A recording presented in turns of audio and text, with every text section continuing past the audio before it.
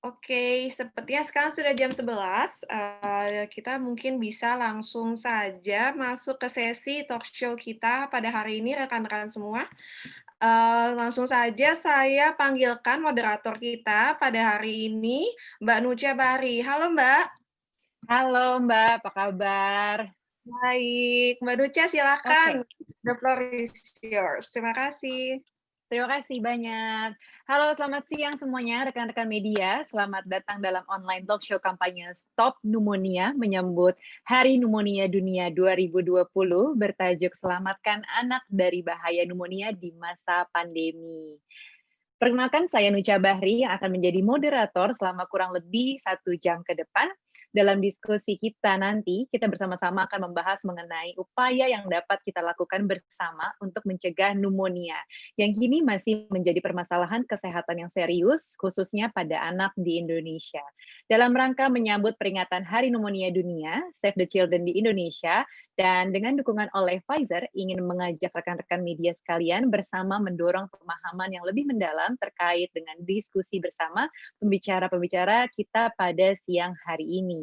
Dan sudah hadir bersama kita pada siang hari ini, yaitu Public Affairs Director Pfizer Indonesia, Bapak Bambang Kriswanto, dan juga CEO Save the Children di Indonesia, Ibu Selina Patasumbung.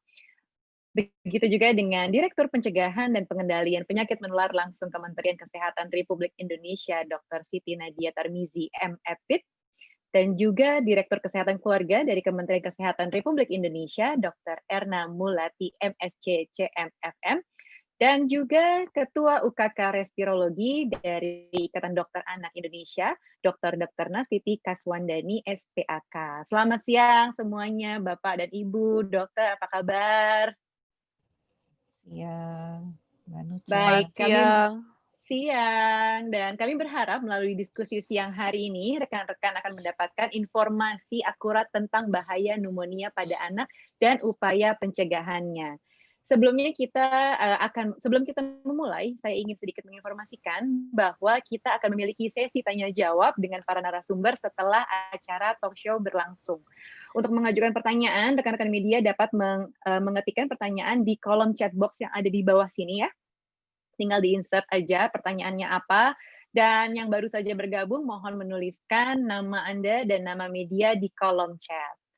Baik rekan sekalian, mari kita langsung saja mulai acara pada hari ini. Saya persilahkan Public Affairs Director Pfizer Indonesia, Bambang Kriswanto, sebagai pendukung acara untuk menyampaikan kata sambutannya. Silahkan Pak Bambang. Terima kasih, Nucha. Selamat siang rekan-rekan media dan para pembicara yang kami hormati. Terima kasih telah berkenan meluangkan waktu untuk hadir dalam diskusi hari ini. Pertama-tama, saya mengucapkan terima kasih dan apresiasi kepada Save the Children atas terselenggaranya diskusi hari ini. Kami bangga tentu dapat berperan serta di dalam upaya bersama pemerintah dan semua pelaku kepentingan ya untuk mendorong pemahaman masyarakat tentang pneumonia. Sebagaimana yang kita ketahui, pneumonia masih menjadi tantangan kesehatan yang serius di Indonesia. Data UNICEF menyebutkan bahwa pneumonia merupakan penyebab kematian terbesar kedua pada balita di Indonesia, dan di tahun berikutnya lebih dari 19.000 balita di Indonesia telah menjadi korban dari penyakit yang mematikan ini. Artinya lebih dari 2 anak Indonesia di setiap jam menjadi korban pneumonia, padahal sebenarnya kebanyakan kasus pneumonia dapat dicegah. Dengan pemahaman yang baik tentang pneumonia serta upaya-upaya pencegahan seperti imunisasi untuk penyakit pneumonia, banyak kematian anak akibat pneumonia yang seharusnya dapat dihindari. Kami di Pfizer Indonesia memiliki komitmen untuk berpartisipasi dalam menciptakan Indonesia yang lebih sehat, dan salah satu wujud nyata komitmen ini kami lakukan dengan mendukung upaya-upaya yang dapat membantu meningkatkan kesadaran masyarakat, khususnya keluarga kita, terhadap penyakit pneumonia, termasuk melalui kampanye Stop Pneumonia yang telah diinisiasi oleh Save the Children di Indonesia. Kami mengagumi semangat Save the Children di Indonesia untuk mendorong pemahaman masyarakat tentang pneumonia, khususnya menjelang peringatan Hari Pneumonia Dunia tahun ini, dengan sejumlah rangkaian acara mulai dari talk show seperti hari ini hingga acara puncak Festival Anak Indonesia pada tanggal 12 November mendatang yang akan dihadiri oleh tokoh-tokoh nasional dan daerah. Nanti Save the Children akan mengelaborasi lebih lanjut tentang hal ini. Kami senang dapat mendukung pelaksanaan Festival Anak Sehat ini dalam upaya penyelenggaraan peringatan Hari Pneumonia Dunia tahun ini dan mengucapkan terima kasih atas dukungan Kementerian Kesehatan, Ikatan Dokter Anak Indonesia, Save the Children, dan tentunya dan semua pihak atas berbagai upaya positif untuk mendorong keluarga-keluarga kita kembali melaksanakan imunisasi untuk pneumonia dan imunisasi dasar lainnya yang dibutuhkan masyarakat kita. Tidak hanya di era pandemi seperti saat ini, tetapi juga di masa-masa mendatang. Kami yakin dengan meningkatnya pemahaman masyarakat tentang pencegahan pneumonia, kita dapat bersama-sama melindungi buah hati kita dan anak-anak Indonesia dari bahaya pneumonia. Saya kira itu. Terima kasih banyak. Saya kembalikan ke Nucha. Baik, terima kasih banyak Pak Bambang atas kata sambutannya. Kalau boleh sedikit saya kasih ringkasan, bahwa penjelasan yang Bapak terangkan tadi, pneumonia masih menjadi permasalahan kesehatan yang serius di Indonesia. Dengan lebih dari 2 anak di Indonesia setiap jamnya menjadi korban dari penyakit berbahaya ini. Dan walaupun berbahaya, kebanyakan kasus pneumonia sesungguhnya bisa dicegah. Oleh sebab itu, Pfizer berkomitmen untuk meningkatkan pemahaman masyarakat terkait pneumonia untuk mencegah lebih banyak kematian akibat pneumonia. Salah satu wujudnya adalah dengan mendukung seluruh rangkaian acara kampanye Stop Pneumonia dalam memperingati Hari Pneumonia Dunia 2020 oleh Save the Children dari acara talk show siang ini hingga puncak Festival Anak Indonesia Sehat pada tanggal 12 November nanti. Baik, untuk selanjutnya saya akan mengajak jajaran narasumber kita lainnya pada hari ini untuk bisa berbincang bersama dalam pembahasan mengenai bahaya pneumonia pada anak dan apa yang bisa kita lakukan untuk mencegahnya. Baik, kalau gitu mungkin di sini sudah bisa turn on videonya ya kepada Ibu Selina, Dr. Nastiti, Dr. Nadia, dan juga Dr. Erna. Mungkin boleh menyalakan videonya. Kita akan ngobrol-ngobrol bersama. Apa kabar semuanya, Ibu Selina, Dr. Nastiti, Dr. Erna, dan juga Dr. Nadia? Ya, kabar baik Mbak Nucha. Kabar baik. Oke, baik. Untuk yang pertama nih, mungkin menyangkut dengan tadi disebutkan bahwa akan ada festival di tanggal 12 November ya. Kita akan mengajak ngobrol dulu Ibu Selina dari Save the Children. Bu Selina, apakah ada yang spesial dengan peringatan Hari Pneumonia Dunia tahun ini, Bu? Ya, terima kasih Mbak Nucha. Selamat siang rekan-rekan media. Seperti yang kita ketahui bahwa tanggal 12 November, setiap tanggal 12 November itu adalah peringatan Hari Pneumonia Dunia. Nah, apa sih Hari Pneumonia Dunia itu? Ya, Hari Pneumonia Dunia adalah merupakan wujud komitmen global untuk meningkatkan kesadaran masyarakat tentang bahaya pneumonia, khususnya terhadap anak-anak. Jadi Save the Children sendiri sudah meluncurkan kampanye global untuk stop pneumonia dari tahun 2018 dan untuk perayaannya sendiri kita melakukan berbagai rangkaian kegiatan ya, termasuk juga kampanye tentunya, kemudian juga talk show seperti yang kita hadiri hari ini dan juga media gathering. Dan nanti puncaknya di tanggal 12 November 2020 kita akan mengadakan Festival Anak Sehat Indonesia. Oke, baik. Bu, mungkin juga bisa dijelaskan sedikit nih terkait dengan kampanye Stop Pneumonia-nya? Iya. Jadi kampanye Stop Pneumonia ini adalah kampanye terintegrasi. Kita ini ingin menyasar pada perubahan perilaku masyarakat, kemudian juga peningkatan pengetahuan dan kesadaran masyarakat tentang penyakit pneumonia ini sendiri. Karena kita tahu bahwa penyakit pneumonia ini bukan disebabkan oleh hanya 1-2 hal ya, bahwa ini juga menyangkut kalau kita sebut perubahan perilaku kesehatan, yaitu juga memperhatikan gizi anak, nutrisi anak, kemudian juga melakukan imunisasi, kemudian kita juga memastikan bahwa anak ini mendapat akses ke fasilitas kesehatan yang memadai ya, dan tentunya juga memberikan ASI selama 6 bulan kepada anak dan juga empasi hingga umur 2 tahun. Jadi memang kampanye integrasi ini adalah kampanye jangka panjang karena kita tahu bahwa perubahan perilaku masyarakat itu tidak terjadi secara tiba-tiba begitu ya. Jadi mungkin apa sih kampanye Stop Pneumonia itu? Secara singkatnya itu tadi S adalah pemberian ASI selama 6 bulan, kemudian juga ditambah dengan empasi hingga 2 tahun, T tuntaskan imunisasi, O obati anak bila sakit ke fasilitas kesehatan, dan P tentunya juga pastikan kecukupan gizi anak. Begitu Mbak Nucha. Oke, baik. Terima kasih banyak Ibu. Kita beralih sedikit nih terkait dengan pneumonia-nya. Mungkin di sini sudah ada Dr. Nastiti dari Ikatan Dokter Anak Indonesia. Boleh kita sapa dulu dan mungkin Dr. Nastiti bisa dibantu nih untuk dijelaskan juga sebenarnya apa itu pneumonia dan apa yang membuatnya menjadi penyakit yang berbahaya.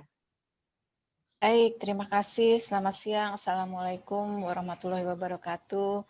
Mbak Nucha dan rekan media, semoga sehat selalu semua ya.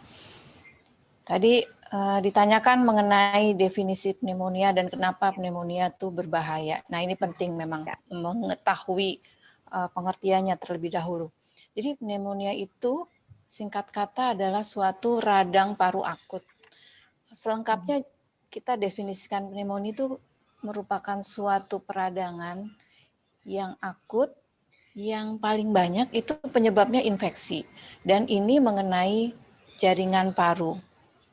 Kenapa ini menjadi berbahaya? Kita tahu bahwa jaringan paru itu merupakan organ yang sangat penting untuk pertukaran oksigen. Jadi kalau ada gangguan di jaringan paru, misalnya anak itu terkena pneumonia, kemudian paru-parunya itu yang tadinya berfungsi untuk pertukaran oksigen, dia kemudian terisi oleh sel radang dan cairan, maka fungsi untuk pertukaran oksigennya ini terganggu. Sehingga anak bisa jadi kekurangan oksigen, kalau tidak ditangani maka akan berakhir kepada kematian. Nah, tadi ada penjelasan mengenai bahwa pneumonia itu suatu peradangan yang akut. Nah, ini awam sering bingung apa artinya akut. Jadi kalau akut itu artinya yaitu terjadinya itu dalam waktu yang singkat. Biasanya proses penyakit yang sifatnya akut itu terjadi mendadak, tiba-tiba dalam waktu cepat ya, bisa dalam hitungan beberapa hari. Dan biasanya perjalanan penyakitnya juga selesai dalam waktu kurang dari 2 minggu. Nah, ini yang menyebabkan angka kematian pneumonia juga cukup tinggi karena kalau terlambat dibawa ke pertolongan kesehatan maka bisa menjadi berbahaya. Demikian Mbak Nucha. Oke, jadi yang membuat bahaya adalah akutnya tadi yaitu jarak yang relatif singkat gitu ya, mendadak Betul. dan di bawah 2 minggu gitu. Oke, baik. Nah, tadi kan dokter juga bilang bahwa gejala awal pneumonia itu menyerupai dengan gejala flu gitu ya. Mungkin ada tips yang bisa dibagikan nih dok, gimana caranya kita sebagai orang tua dan orang tua lainnya supaya bisa mengenali tanda bahaya pneumonia dan kita bisa membedakan antara pneumonia dan gejala flu biasa. Betul. Ya, jadi orang tua mungkin sudah sangat familiar dengan istilah flu ya, atau batuk pilek, oh ini saya sedang kena flu. Sebetulnya ini flu ini istilah yang agak rancu penggunaannya oleh masyarakat umum. Kenapa? Jadi kalau kita jelaskan lebih lanjut, di saluran napas itu kita bagi ya dari yang atas bawah. Misalnya atas tuh hidung, kemudian berlanjut dengan tenggorok. Terus ada namanya pipa napas. Baru setelah itu baru jaringan paru. Nah, pneumonia itu didefinisikan kalau jaringan parunya sudah terkena peradangan. Sementara flu itu adalah suatu kependekan dari influenza virus sebetulnya, atau virus influenza yang merupakan salah satu penyebab dari peradangan-peradangan di saluran napas tadi. Jadi bisa saja yang disebut flu itu terkena di hidung, bisa saja terkena di pipa pernafasan, atau bisa juga terkena di jaringan paru. Jadi flu ini lebih mengarah ke arah penyebab dari peradangan tersebut.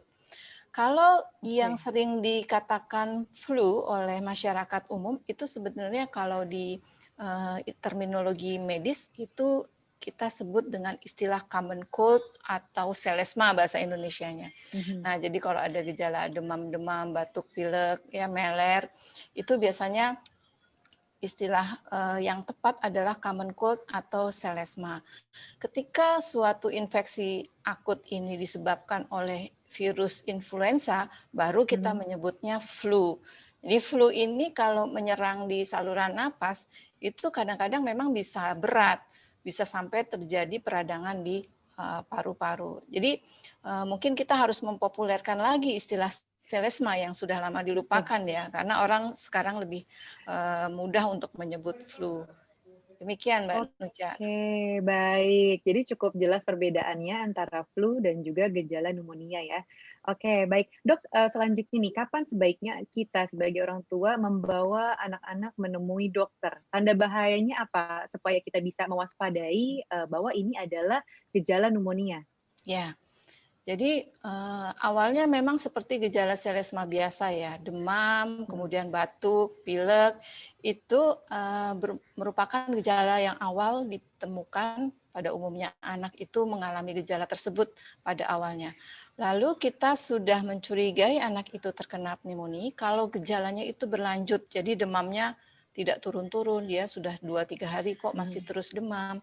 Kemudian tanda penting lainnya yang juga ini harus diajarkan oleh kepada orang tua maupun kepada kader di posyandu adalah anak itu terlihat napasnya lebih cepat dari biasanya dan ada kesulitan bernafas atau sesak napas. Nah, ketika anak itu diawali dengan demam, batuk, pilek yang seperti gejala selesma itu kemudian disertai dengan anak tampak sesak, napasnya tampak lebih cepat dari biasanya, anak tampak kesulitan bernafas, nah itulah kita bisa tahu bahwa anak itu terkena pneumonia. Oke, nah dan seperti itu harus dibawa ke rumah sakit segera ya. Oke, baik dok. Nah, faktor risiko yang bisa membuat seseorang ini lebih rentan mengidap pneumonia kira-kira apa saja dok? Faktor risiko untuk pneumonia ini cukup banyak ya, terutama untuk kalau balita. Ada beberapa hal yang membuat balita itu menjadi lebih rentan terkena pneumonia. Yang pertama biasanya bayi-bayi yang lahir prematur atau berat lahirnya rendah, kurang dari 2.500 gram. Itu dia lebih rentan terkena pneumonia. Lalu yang kedua, anak-anak dengan gizinya yang kurang ya, kecukupan gizinya kurang atau gizi buruk atau stunting, malnutrisi, itu juga lebih rentan. Lalu yang ketiga, anak-anak yang imunisasinya tidak lengkap. Karena di dalam jadwal imunisasi cukup banyak imunisasi yang terkait dengan pneumonia. Lalu anak-anak yang tidak mendapat ASI eksklusif. Tadi sudah disebutkan oleh Ibu Selina bahwa tidak mendapat ASI eksklusif merupakan salah satu faktor risiko. Kemudian kekurangan vitamin itu juga bisa menyebabkan anak itu lebih beresiko.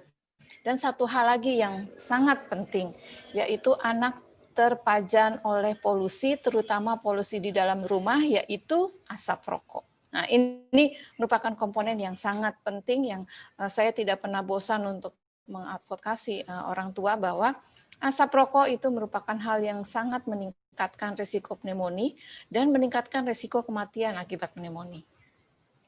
Oke, baik. Ini aku juga sambil mencatat ya dok, jadi banyak sekali faktor-faktor yang menjadikan seorang anak ini risiko atau rentan terhadap pneumonia. Jadi kalau misalnya seorang anak ini berat badannya kurang, prematur, kemudian kurang gizi, imunisasi tidak lengkap, belum lagi kalau tidak ASI eksklusif gitu ya dok ya, ini artinya sudah rentan terkena pneumonia, dan apalagi kalau di lingkungan rumahnya mungkin ada keluarga yang merokok gitu ya, sekalipun itu mungkin third hand smoker ya dok ya, nah, tetap itu saja asapnya gitu, pintar dok, ya. sekali Mbak Nucha, ya saya kasih jempol. Karena demikian pengalaman saya dengan orang tua pasien, selalu dikatakan, dok, tapi saya tidak pernah merokok di depan anak. Nah, tidak pernah merokok di depan anak ini seringkali menjadi excuse pada orang tua untuk mengatakan bahwa saya tidak membahayakan anak. Padahal kita tahu ada istilah third hand smoker tadi. Meskipun tidak merokok di depan anak, tapi asap rokoknya menempel di baju, itu juga bisa dihirup. Oke, baik. Nah, kemudian nih dok, bagaimana meningkatkan imunitas anak-anak gitu ya agar terhindar dari pneumonia dok? Ya, Tadi kita sudah mempelajari faktor risikonya. Jadi kita meningkatkan imunitas dengan mengurangi faktor risiko tadi. Kita perbaiki kecukupan gizinya, menu seimbang ya, cukup karbohidrat, protein, lemak, ASI-nya harus dicukupkan, ASI eksklusif dilanjutkan lagi sampai usia 2 tahun. Kemudian yang paling penting juga adalah imunisasi. Harus dilengkapi imunisasi karena di dalam imunisasi tersebut juga ada imunisasi yang terkait dengan pneumonia. Ya, ada 5 yang terkait dengan pneumonia imunisasinya. Yang pertama DPT, yang kedua adalah pneumokokus, yang ketiga HIB, kemudian ada influenza, juga campak. Imunisasi yang lain walaupun tidak terkait pneumonia juga penting dikerjakan karena nanti akan meningkatkan imunitas terhadap penyakit tersebut dan secara tidak langsung juga membuat kekebalannya bertambah sehingga tidak mudah terkena pneumonia.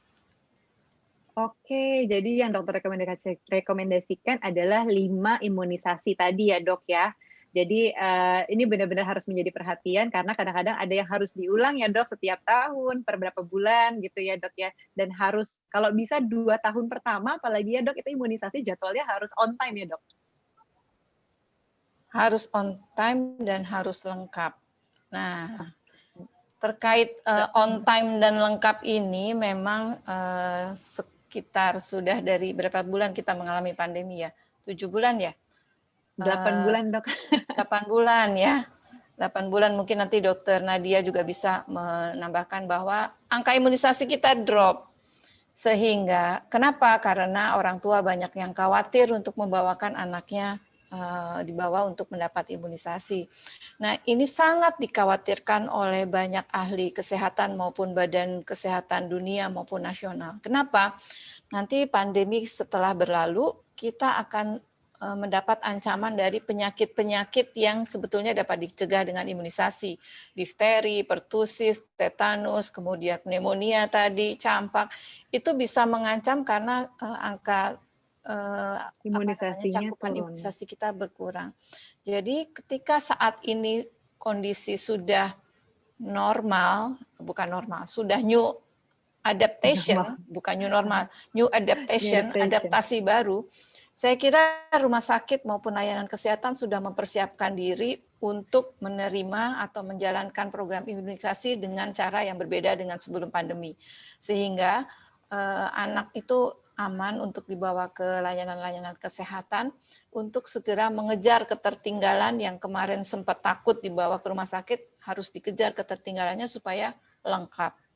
Kalau perlu dalam satu kunjungan 2 suntikan itu boleh diberikan. Oke, jadi dampak negatifnya itu ya dok ya, salah satunya adalah kemungkinan penyakit yang nanti akan timbul justru karena mungkin orang tuanya nggak berani ke rumah sakit untuk imunisasi. Nah selain itu ada lagi mungkin dok, dampak-dampak negatifnya? Ya, dampak negatif dari tidak lengkap imunisasi adalah anak kemudian nanti bisa terkena penyakit-penyakit yang secara tidak langsung juga menurunkan imunitas tubuh. Kemudian kalau mungkin pernah kita mendengar bahwa angka kematian karena pandemi ini cukup tinggi pada anak, itu juga salah satu faktor yang diperkirakan menyumbangkan angka kematian adalah anak-anak kita imunisasinya sebelum pandemi tidak lengkap. Sehingga ketika terkena penyakit COVID, dia bisa terkena infeksi yang sebetulnya bisa dilindungi oleh imunisasi tersebut. Jadi kalau terkena sakit COVID itu bisa ada double infection, ada secondary infection, itu bisa memperberat kondisinya. Oke, baik dok. Nih terakhir mungkin ya dok bisa berikan tips buat kita semua dari dokter Nasiti tentang gimana caranya menerima imunisasi dengan aman selama masa pandemi ini, khususnya buat kita semua nih para orang tua dok. Baik, untuk para orang tua yang pertama kita lihat buku imunisasi. Mana yang belum lengkap, itu yang harus dilengkapi. Lalu yang kedua, datangi atau hubungi kontak rumah sakit tempat melakukan imunisasi dan tanyakan bagaimana caranya untuk membawa anak dibawa ke imunisasi. Mungkin caranya sudah berbeda dengan sebelum pandemi, misalnya lebih dibatasi jumlah anaknya, kemudian ada perjanjian jamnya, itu akan meningkatkan infection control supaya anak-anak aman. Harus dihubungi, kemudian juga beritahukan imunisasi yang belum lengkap apa, nanti biar direncanakan akan kejar imunisasinya, imunisasi yang mana. 2 suntikan dalam 1 kunjungan itu bisa diberikan untuk mempercepat pengejaran ketertinggalan. Kemudian tadi faktor-faktor resiko ya harus dihindari. Kemudian yang satu lagi adalah jangan lupa waktu kita bawa ke layanan kesehatan untuk imunisasi tetap harus 3M ya. Menggunakan masker, mencuci tangan, menjaga jarak. Demikian Mbak Nucha. Oke, baik. Terima kasih banyak Dr. Nastiti untuk tipsnya untuk kita semua para orang tua supaya mengejar ketertinggalan mungkin imunisasinya yang agak takut-takut ke rumah sakit atau ke klinik gitu ya. Oke, baik. Kita langsung saja berbicara dan ngobrol terkait perlindungan anak dari pneumonia bersama Dr. Nadia dari Kementerian Kesehatan. Baik, Ibu Dr. Nadia apa kabar? Baik, Mbak Nucha. Baik, Dok, mungkin bisa dibagikan nih kepada kita semua bagaimana pandangan pemerintah tentang kasus pneumonia di Indonesia dan kira-kira langkah apa saja yang akan dilakukan untuk menyikapi kasus pneumonia pada anak di Indonesia. Ya, baik. Terima kasih Mbak Nucha. Selamat siang, salam sehat teman-teman media. Jadi mungkin tadi sudah dua narasumber ya, dari Bu Selina, Dr. Nastiti menjelaskan mengenai pentingnya pneumonia.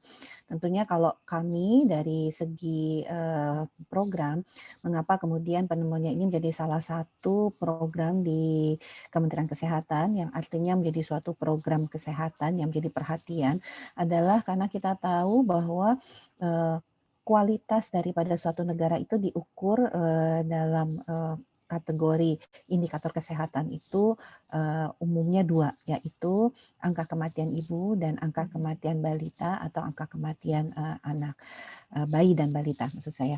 Nah, kita tahu pneumonia ini adalah penyebab pertama kematian pada bayi dan anak atau balita pada usia di bawah 5 tahun. Sehingga inilah yang menjadi dasar mengapa kemudian pneumonia ini menjadi salah satu program prioritas di dalam Kementerian Kesehatan.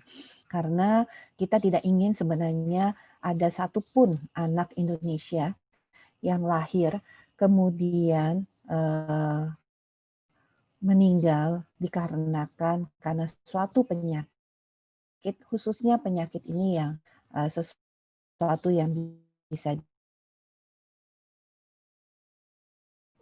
menciptakan generasi emas pada tahun 2050, tentunya komitmen-komitmen terhadap apa saja yang membuat seorang anak itu beresiko sakit ataupun bahkan menjadi beresiko pada kematian, inilah yang menjadi tentunya tanggung jawab kita, tanggung jawab pemerintah.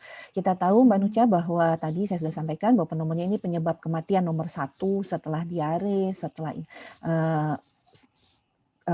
infeksi lainnya, di mana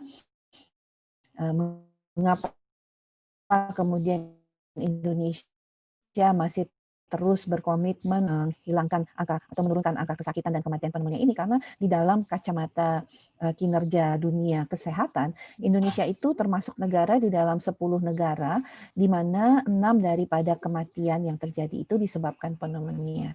Jadi karena besarnya masalah inilah yang menjadikan kita masih menganggap bahwa pneumonia itu menjadi penting. Dan mengapa kampanye pneumonia ini menjadi sangat penting, Mbak Nucha? Karena orang sudah mulai lupa ya dengan pneumonia ini. Jadi tadi Dr. Nastiti sampaikan seringkali terlambat pengobatan untuk pneumonia ini sehingga anak yang tadinya harusnya punya kesempatan untuk berkontribusi terhadap pembangunan kesehatan di Indonesia ini menjadi tidak bisa. Nah, apa saja sebenarnya langkah-langkah yang diambil oleh pemerintah? Yang pertama adalah kita khususnya melakukan surveillance. Jadi kita melakukan pemantauan terhadap kasus-kasus pneumonia pada anak sebagai sebenarnya suatu bentuk kewaspadaan. Kalau misalnya kasus pneumonia baik itu yang ditangkap oleh puskesmas ataupun rumah sakit, tiba-tiba terjadi peningkatan kasus pneumonia. Nah, ini yang tentunya kita lakukan intervensi.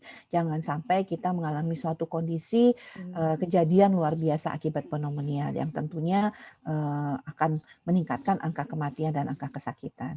Yang kedua adalah kita mencoba untuk segera menemukan secara dini kasus-kasus pneumonia. Bersama Dr. Erna, kita punya sebenarnya tools yang luar biasa yang kita sebut sebagai manajemen terpadu balita sakit, di mana sebenarnya tujuannya adalah memberikan kemampuan untuk bisa mendeteksi secara dini gejala-gejala pneumonia. Sehingga tadi yang disampaikan Dr. Nasiti untuk segera ke Fasiankes termasuk ke rumah sakit itu bisa segera dilakukan. Nah, inilah kira-kira mengapa kita menjadi penting dan kita masih tetap harus berkomitmen untuk melakukan penanggulangan pneumonia. Di sisi lain, pneumonia ini bukan hanya dari deteksi dininya saja, tapi kalau kita bicara lebih hulu lagi, banyak cara yang bisa kita kerjakan untuk kita menekan angka kesakitan dan kematian pneumonia. Pertama tadi sudah disampaikan Bu Selina dan Dr. Nasiti, dan saya ingin menekankan kembali bahwa kualitas ANC yang baik, gizi yang baik saat ibu mengandung itu akan menghasilkan anak yang tentunya dengan keadaan berat badan lahir yang cukup. Jadi kalau BBLR yang tadi disampaikan oleh Dr. Nasiti, itu kalau kita tarik ke hulu lagi adalah pada kualitas ANC dan kualitas gizi daripada ibu. Yang kedua tentunya imunisasi. Tadi sudah disampaikan juga imunisasi ini menjadi penting, dan kadang-kadang masyarakat suka tidak berpikir ya tentang bagaimana manfaat imunisasi itu sebenarnya untuk kualitas seorang anak. Nah, yang ketiga adalah malnutrisi, tentunya akan sangat berpengaruh terhadap ketahanan imunitas seorang anak dalam menghadapi penyakit, terutama penyakit-penyakit pneumonia yang memang kebetulan anak-anak ini sangat rentan dengan pneumonia ini. Jadi pneumonia ini mungkin lebih rentan terjadi pada anak-anak dibandingkan pada orang dewasa. Jadi ini Mbak Nucha kira-kira mengapa concern kita dan apa saja yang menjadi highlight kita untuk tetap berkomitmen menurunkan angka kematian dan kesakitan akibat pneumonia. Oke, baik. Terima kasih banyak Dr. Nadia. Dan mungkin dalam implementasi rencana pemerintah pusat dalam menekan jumlah kasus pneumonia, peran dan komitmen pemerintah daerah tentunya menjadi sangat penting juga ya, kerjasama yang baik. Dan dukungan seperti apa nih dari Kementerian Kesehatan yang sudah disiapkan untuk membantu pemerintah daerah dalam menjalankan strategi pencegahan dan pengendalian pneumonia di daerah masing-masing? Ya. Baik, tentunya di era desentralisasi ini pemerintah kabupaten kota ini memiliki tanggung jawab besar, bukan hanya untuk pneumonia tapi secara umum untuk seluruh program kesehatan. Dan tentunya kami sebagai kementerian memberikan dukungan dalam bentuk pedoman-pedoman, petunjuk teknis, serta bentuk-bentuk advokasi. Jadi termasuk seperti yang kita lakukan hari ini, meng-engage ISTC dan juga mencari potensi-potensi seperti apa yang sudah dilakukan bersama Pfizer ini. Jadi artinya kita mencoba mengembangkan suatu konsep yang kita sebut sebagai CSR serta dukungan-dukungan pihak swasta ataupun organisasi masyarakat atau komunitas untuk mendukung implementasi di lapangan. Dan ini tentunya salah satu bentuk juga dukungan pemerintah pusat kepada pemerintah daerah. Yang lain dukungan dalam bentuk penganggaran melalui mekanisme-mekanisme seperti dana alokasi khusus yang kita miliki melalui dana alokasi khusus non-fisik maupun dana alokasi khusus yang fisik.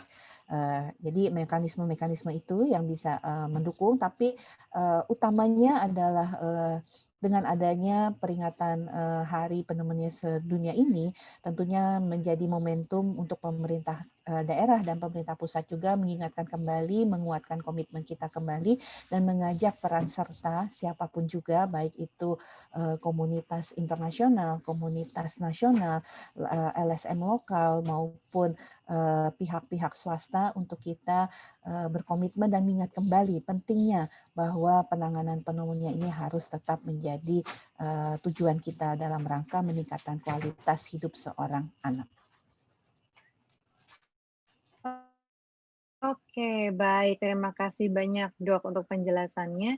Dan sebelumnya, sebelum kita lanjut ke sesi berikutnya, mungkin boleh aku ingatkan kembali kepada rekan-rekan media untuk mencantumkan pertanyaan di chat box di bawah ini. Tinggal dituliskan nama institusi dan pertanyaannya apa, dan ditujukan untuk siapa. Boleh mulai dari sekarang. Dan untuk selanjutnya, aku ingin menyapa Dr. Erna Mulati, selaku Direktur Kesehatan Keluarga dari Kementerian Kesehatan Republik Indonesia. Halo, Dok. Assalamualaikum warahmatullahi wabarakatuh. Waalaikumsalam, Dokter. Nah, Dok, melanjutkan tadi nih obrolan kita dengan Dr. Nadia juga ingin menanyakan nih, Dok, dalam upaya pencegahan dan pengendalian pneumonia, akses terhadap pelayanan kesehatan masyarakat dan deteksi dini menjadi sangat penting saat ini. Dan untuk meningkatkan akses masyarakat terhadap pelayanan kesehatan, kita mendengar mengenai pendekatan bernama manajemen terpadu balita sakit berbasis masyarakat atau disingkat MTBS dalam beberapa tahun terakhir, Dok. Dari Dokter Dia, apakah bisa sedikit menjelaskan mengenai pendekatan MTBS ini? Terima kasih Mbak Nica ya, terima kasih. Betul. Yang pertama adalah MTBS itu adalah salah satu strategi sebetulnya yang dikembangkan oleh WHO untuk menurunkan beberapa penyebab kematian pada balita yang dikembangkan tahun 1997 gitu. Kita mengadaptasi, kita sesuaikan dengan kondisi yang ada di Indonesia. Dengan MTBS ini tenaga kesehatan ketika katakanlah ada seorang ibu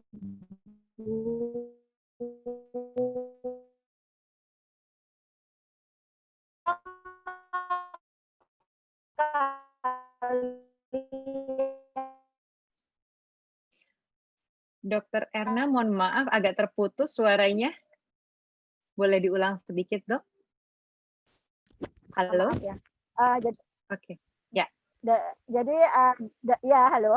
Apakah kedengaran? Jadi dengan MTBS ini petugas kesehatan akan melihat ada tidaknya tanda dan gejala pada anak yang menjadi penyebab utama kematian. Ada beberapa penyakit sebetulnya. Tadi sudah salah satunya adalah pneumonia, kemungkinan yang kedua adalah diare, yang ketiga adalah kejang, kemudian yang keempat adalah penyakit gizi kronis, malnutrisi kronis dan sebagainya. Dengan demikian maka akan terdeteksi sedini mungkin adanya masalah penyakit gawat pada anak tersebut. Dengan MTBS ini juga akan dilakukan evaluasi terkait dengan apakah anak sudah mendapatkan pelayanan kesehatan dasar sesuai dengan usianya. Umpamanya pemberian vitamin A, kemudian apakah imunisasinya sudah lengkap atau belum, kemudian apakah sudah diberi obat cacing atau belum, dan juga dideteksi juga terkait dengan tumbuh kembang dari anak tersebut, apakah sesuai dengan umur anak atau tidak. Kemudian dilihat juga terkait dengan masalah gizinya, apakah anak mempunyai gizi normal atau tidak, apakah anak stunting atau tidak, atau apakah anak mempunyai obes atau tidak. Nanti jika ditemukan hal-hal yang tidak sesuai, maka akan dilakukan konseling dan akan dilakukan follow up. Jadi MTBS itu merupakan salah satu strategi sebetulnya dan diakui oleh dunia mempercepat penurunan kematian balita.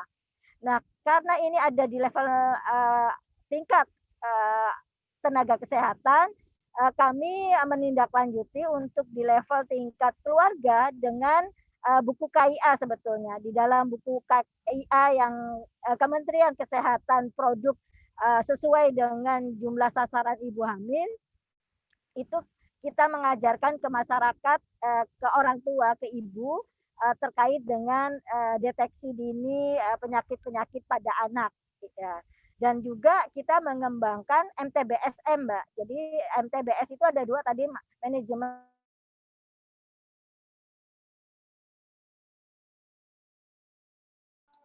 Dokter Erna, maaf terputus kembali. Halo, Dokter Erna?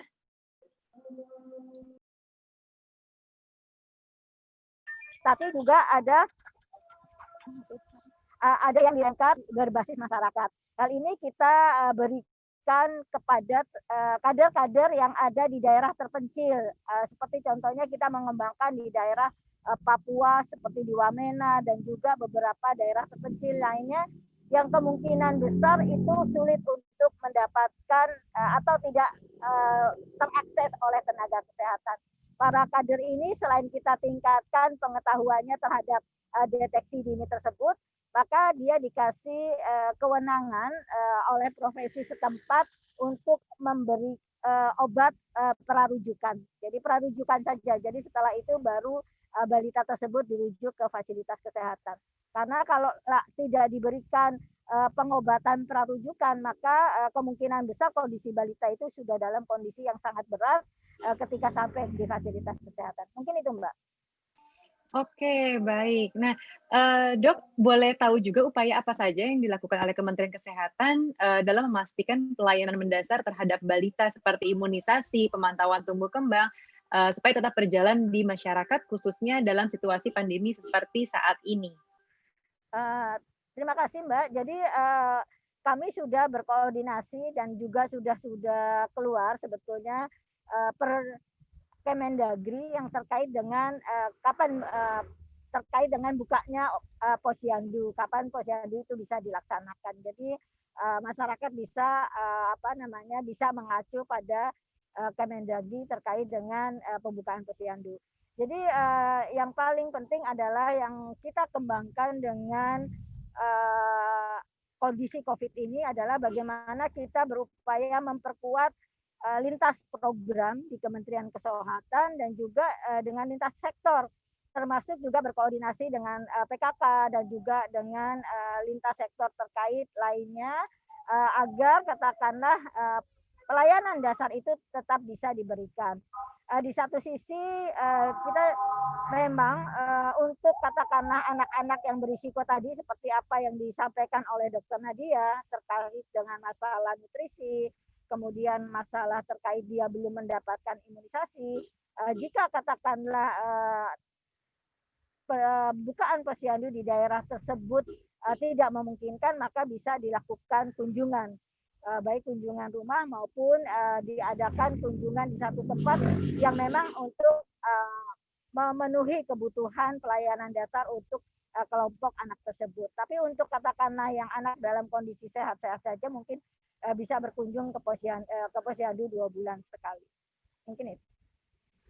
Oke, baik. Terima kasih banyak Dokter Erna untuk penjelasannya. Kita beralih kembali ke Ibu Selina dari Save the Children. Nah, tadi Ibu Selina ini mungkin di awal sudah sempat disampaikan juga terkait dengan Hari Pneumonia Dunia gitu ya. Nah, mungkin ada yang mau ditambahkan lagi mengenai upaya apa saja yang perlu kita lakukan untuk melindungi anak-anak kita dari pneumonia. Ya, terima kasih Mbak Nucha. Tadi di awal saya sudah sebutkan bahwa peringatan Hari Pneumonia Dunia ini menjadi momen yang sangat penting untuk kita mengingatkan masyarakat terhadap bahaya pneumonia. Dan tentunya juga untuk mengingatkan masyarakat bagaimana kita perlu mengupayakan langkah-langkah pencegahan untuk melindungi anak-anak dari penyakit mematikan ini. Nah, Save the Children sendiri telah melakukan berbagai terobosan untuk mendukung rencana aksi global terintegrasi untuk pengendalian pneumonia dan diare atau yang disebut Global Action Plan Pneumonia dan Diarrhea. Nah, hal itu mengacu pada 3 pilar global yang juga berkaitan dengan tadi yang saya sebut kampanye Stop Pneumonia kita. Nah, apakah 3 pilar global itu? Yang pertama adalah lindungi atau protect melalui praktek pemberian ASI eksklusif, cegah atau prevent melalui praktek cuci tangan pakai sabun, imunisasi dan udara bebas polusi, serta obati atau treat melalui akses terhadap pelayanan kesehatan yang berkualitas. Jadi mungkin itu yang mau saya tambahkan untuk peringatan HPD. Terima kasih Mbak Nucha. Oke, Bu, terkait dengan diskusi kita pada hari ini yang sebenarnya adalah rangkaian acara dalam memperingati Hari Pneumonia Dunia yang puncaknya nanti akan ada acara Festival Anak Indonesia Sehat di tanggal 12 November minggu depan. Nah, mungkin Ibu bisa ceritakan juga, Bu, terkait dengan acara Festival Anak Indonesia Sehat tersebut? Ya, jadi di tahun 2020 ini untuk memperingati HPD Save the Children bersama Kementerian Kesehatan Republik Indonesia, Kementerian Pemberdayaan Perempuan dan Perlindungan Anak Republik Indonesia, dan tentunya didukung oleh Pfizer, akan menyelenggarakan Festival Anak Indonesia Sehat, serta juga berkolaborasi dengan IDAI dan para influencer atau selebritis. Nah, peringatan HPD ini juga bersamaan dengan Hari Kesehatan Nasional atau HKN, sehingga merupakan bagian yang tidak terpisahkan dari rangkaian kegiatan HKN sendiri. Apa yang spesial tentang Festival Anak Indonesia Sehat ini? Kami mengundang Ibu Negara, Ibu Iriana Jokowi untuk membuka dan memberikan pesan-pesan penting terkait pencegahan pneumonia. Mudah-mudahan beliau berkenan hadir dan tidak berhalangan. Kami juga mengundang para orang tua anak-anak penyintas pneumonia, pemimpin di daerah, praktisi kesehatan, dan kader kesehatan yang akan berbagi cerita perjuangan mereka melawan pneumonia sebagai salah satu penyakit yang sebenarnya bisa dicegah dan bisa survive. Jadi kita semua berharap bahwa Festival Anak Sehat Indonesia ini merupakan momentum untuk terus mengingatkan dan mengajak semua pihak untuk bergandeng tangan menghentikan kematian anak akibat pneumonia di Indonesia khususnya. Begitu Mbak Nusya. Oke, baik. Terima kasih banyak Ibu Selina untuk penjelasannya dan terima kasih juga kepada keempat narasumber kita yang sudah menjelaskan pertanyaan tadi semuanya. Dan sekarang langsung saja kita buka kesempatan untuk menjawab beberapa pertanyaan dari rekan-rekan media yang sudah masuk di kolom chat box. Nah, aku ajak juga para rekan media kalau belum bertanya atau ada yang ingin ditanyakan saat ini, boleh langsung di kolom chat box ya. Dan sudah ada pertanyaan yang masuk, saya bacakan ya. Di sini sudah ada dari Ibu Deslina dari Riau Pos. Pertanyaannya untuk Ibu Nastiti. Nah, pertanyaan pertama kepada Ibu Nastiti, seberapa besar angka kematian anak di Indonesia disebabkan oleh pneumonia? Itu pertanyaan pertama. Kemudian yang kedua, bagaimana orang tua tahu anaknya kena pneumonia dalam kondisi pandemi saat ini, mengingat gejalanya ada yang seperti gejala virus corona. Silakan, Ibu. Ya, terima kasih. Pertanyaannya yang pertama mengenai berapa banyak. Nah, ini kalau kita kita evaluasi angka pastinya memang agak sulit mendapatkan. Hanya saja persentase kematian itu pada pneumonia itu berkisar sekitar 14 sampai 16 kontribusinya dari seluruh angka kematian balita. Mungkin nanti Dr. Nadia atau Dr. Erna bisa menambahkan jumlah pastinya. Yang kedua mengenai bagaimana untuk membedakan antara pneumonia dengan COVID. Tadi pertanyaannya begitu ya? Betul, Dok. Betul, Bu. Ya. Jadi seperti tadi dijelaskan bahwa pneumonia itu adalah suatu terminologi yang menjelaskan bahwa penyakitnya itu mengenai paru, kemudian sifatnya akut, kemudian dia bisa menyebabkan kematian. Sedangkan penyebab pneumonia sendiri itu, infeksi pneumonia itu bisa disebabkan oleh berbagai macam bakteri. Yang paling banyak adalah bakteri Pneumococcus, kemudian bakteri HIB dan bakteri Staphylococcus. Tapi ada juga berbagai macam virus yang bisa menyebabkan pneumonia. Nah, virus-virus yang menjadi penyebab kematian akibat pneumonia itu ada banyak. Misalnya influenza virus, kemudian COVID-19 atau SARS-CoV-2 itu adalah juga virus yang bisa menyebabkan pneumonia dan juga menyebabkan kematian. Jadi kata-kata COVID-19 atau SARS-CoV itu adalah merujuk pada pneumonia yang disebabkan oleh virus ini. Bagaimana untuk membedakannya? Memang sulit secara klinis, artinya dari gejala-gejalanya memang mirip dengan pneumonia yang disebabkan oleh virus atau bakteri yang lain. Karena kita sedang berada di dalam masa pandemi ini, maka pemeriksaan untuk mengidentifikasi bahwa penyebab pneumonianya itu terkait COVID sangat penting. Salah satunya dengan cara swab test tadi. Jadi secara klinis memang sulit dibedakan, hanya saja memang Kalau yang COVID-19 ini perjalanannya sangat cepat ya, kemudian perburukannya juga bisa terjadi, tapi memang tidak semua mengalami hal itu. Ada bahkan yang terkena COVID-19 tanpa gejala. Tapi untuk membedakan secara pastinya agak sulit, harus dilakukan tes, diantaranya adalah swab test tadi. Oke, baik. Terima kasih banyak. Mungkin dari Dokter Nadia juga ada yang mau ditambahkan terkait dengan angka kematian pneumonia? Ya, kalau total angka kematian pneumonia secara jumlah kita tidak dapatkan data yang lengkap ya, tapi secara prevalensi kurang lebih apa yang disampaikan Dr. Nastiti. Oke, baik. Itu, Terima Mbak kasih Nucha. banyak Dokter Nadia. Ya, terima kasih Dokter Nadia dan juga Dokter Nastiti. Untuk selanjutnya ada pertanyaan lagi dari Ibu Fitri di liputan6.com. Untuk Dokter Nastiti juga pertanyaannya, bagaimana cara melindungi anak yang punya riwayat pneumonia saat pandemi COVID ini, apalagi kalau anak diajak bepergian keluar? Kemudian pertanyaan kedua, apakah anak yang punya riwayat pneumonia gejalanya bisa kambuh di masa pandemi COVID-19?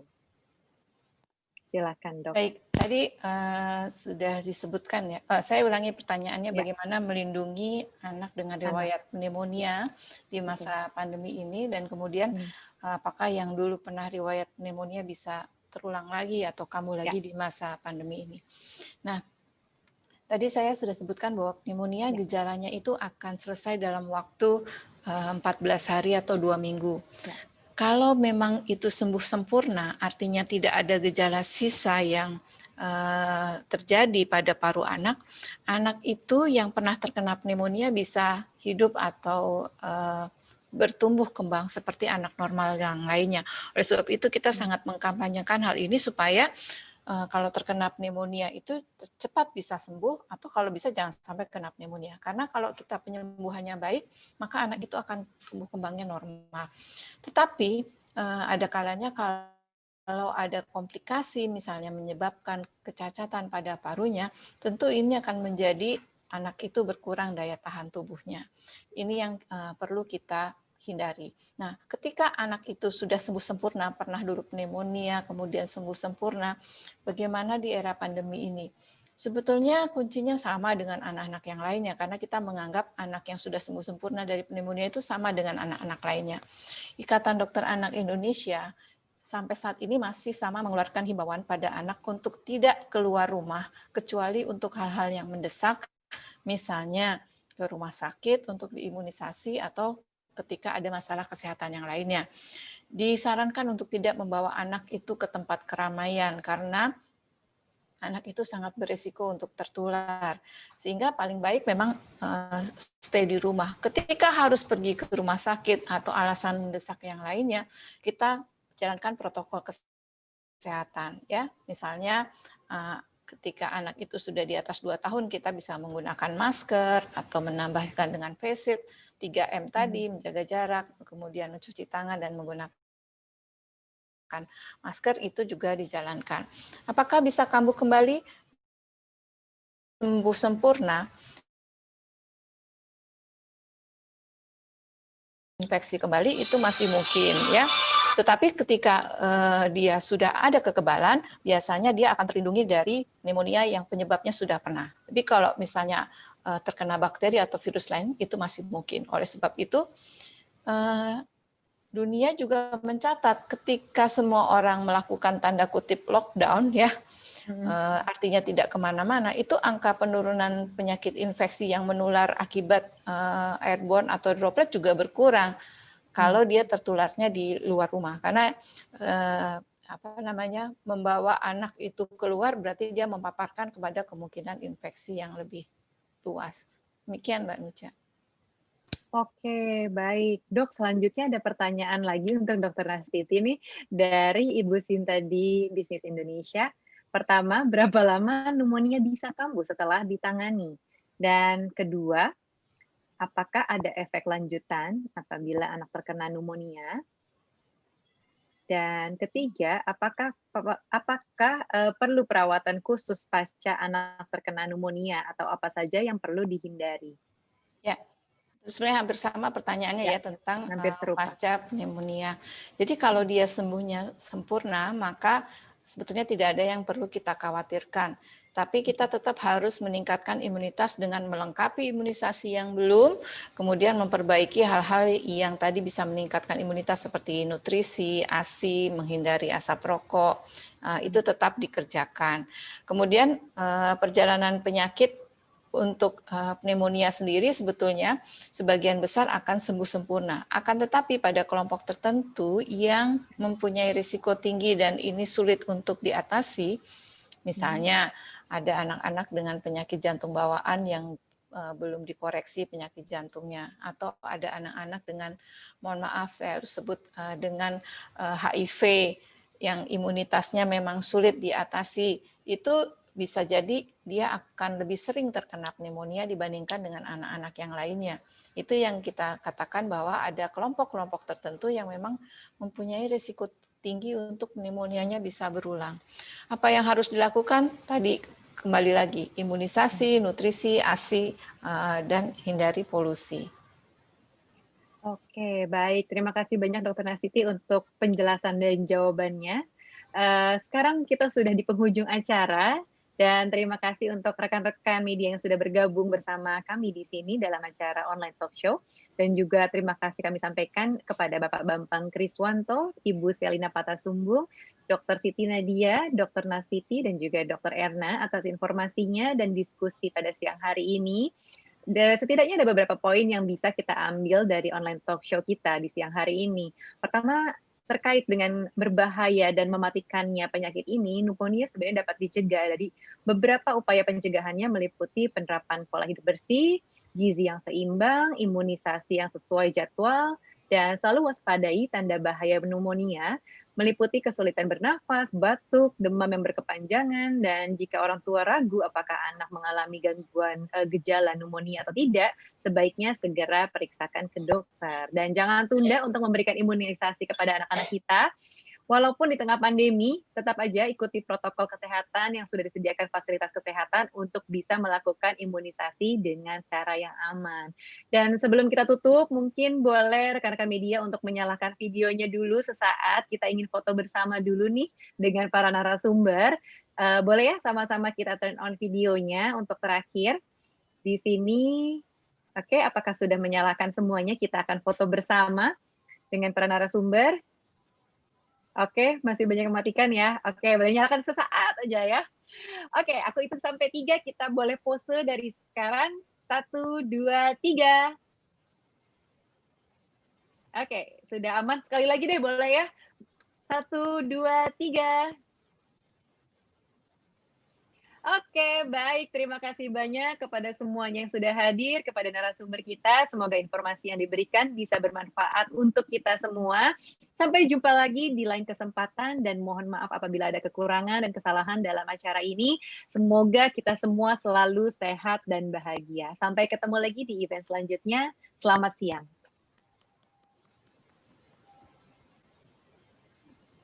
Selamat siang, sehat-sehat semua. Terima kasih. Terima kasih banyak semua. Sukses teman-teman. Salam sehat. Apa kabar? Salam sehat Mbak Hana. Terima kasih. Terima kasih Dr. Nastiti, Bu Nadia. Bu Nadia, Dr. Nastiti, Dr. Nadia. Terima kasih, sama-sama. Semoga Sama-sama. Nadia, apa Terima kasih. kabar? Terima kasih Dr. Erna. Waduh, tadi Bu, di jalan di ya. perjalanan masih show must go on. Terima kasih Dr. Erna, show must go on nih kayaknya di jalannya. Semangat Bu Nadia juga terima Erna. kasih. Bu Nastiti, terima kasih pencerahannya. Oh, Luar biasa. sama-sama. Dokter Erna, terima kasih banyak. Dokter Nadia Dr. juga, Erna, terima kasih. Sama-sama. Dokter Nastiti. Sukses. Ya. Masih ada Alhamdulillah step. stay Sehat-sehat luar semua, biasa. terima kasih. Semoga lancar tanggal 12. Izin pamit ya. Ya, terima kasih. Terima kasih Bu Nadia. Dr. Bye Nadia. Mbak Hana. Terima kasih. Sama-sama. Ya. Terima kasih Dr. Nastiti. Oke.